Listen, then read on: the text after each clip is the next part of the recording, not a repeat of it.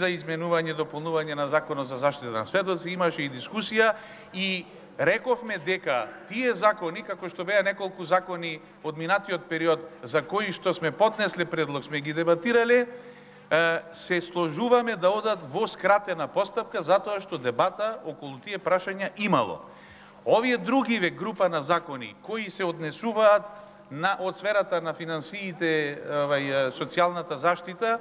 се однесуваат сушност на одложување на законските решења. Значи се работи за техничка неподготвеност или неприпременост на одредени служби за да ги применуваат законите. Законите се донесени во некој минат период, меѓутоа од низа објективни причини не е возможно нивната примена. И заради заштита на одредена категорија на луѓе, граѓани на Република Македонија, во случајов земјоделци или семејно земјоделство, стопанство и така натаму, само вршиме